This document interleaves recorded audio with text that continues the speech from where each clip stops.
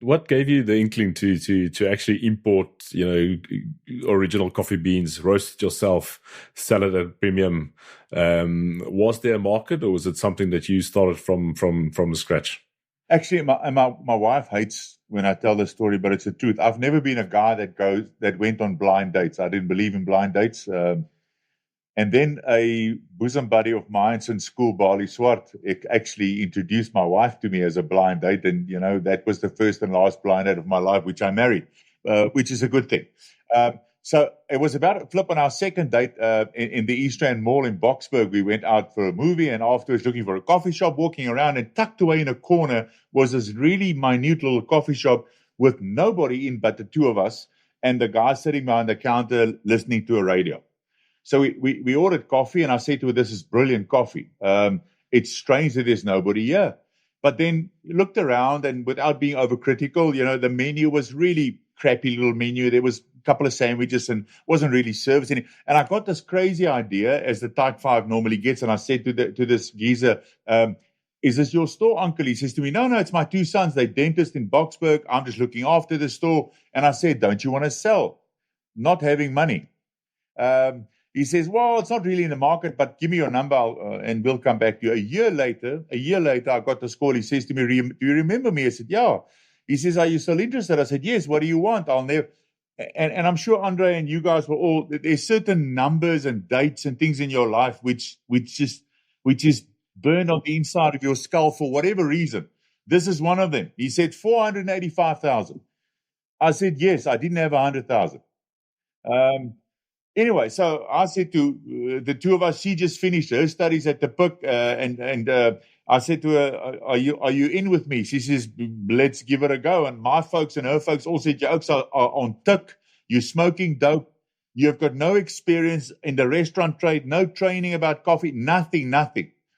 But I've always had this burning desire to work for myself. I wasn't made to sit behind a desk 24/7 and not talk to people and not go around and try and make deals. It's just I enjoy that. I love people. I love communicating with people.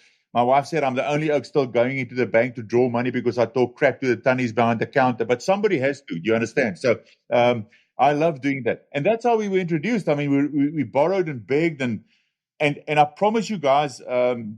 Gave the oak a check, and he said to me at 5 o'clock in the afternoon, "Here's the keys. Good luck for tomorrow." That's how we started the next day we opened. If I tell you there was chaos, it's an understatement. I didn't know what a muffin should look like. What do I sell it with? Where do I get it?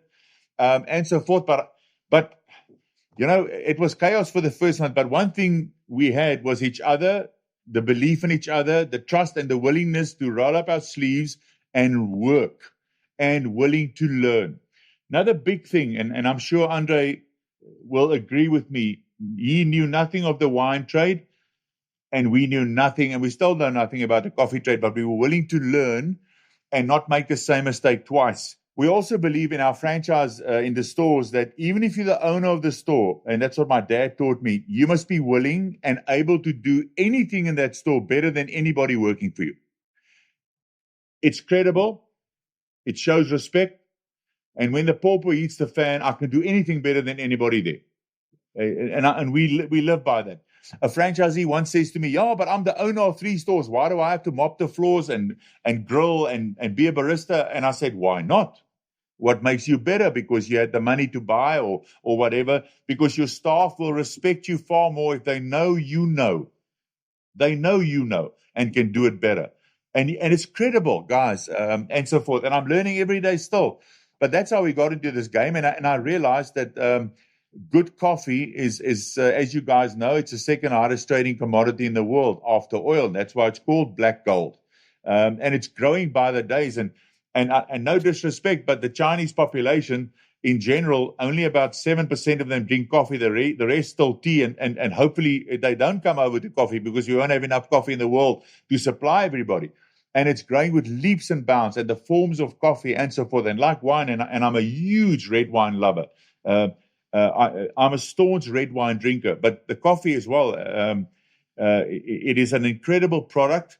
And the quality of the beans, I quickly realized that I was roasting my own beans in the store, and people started buying. And I quickly realized people are willing to pay for a product. Like Jannie Engelbrecht, the legendary Jannie Engelbrecht of Rust and Vrede, used to say with his gebrei, he used to say always on tour, guys, good red wine at any price is still a bargain.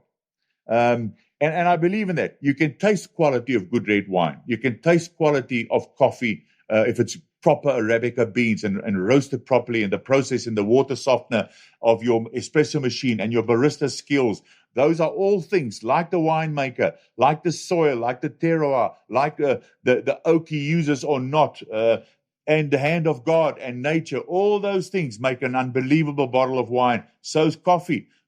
As with wine, you can have the same coffee from Brazil, from the same region, that might taste slightly different every year because of the terroir and the soil and the weather conditions and these things. And I think that makes it extremely interesting and popular.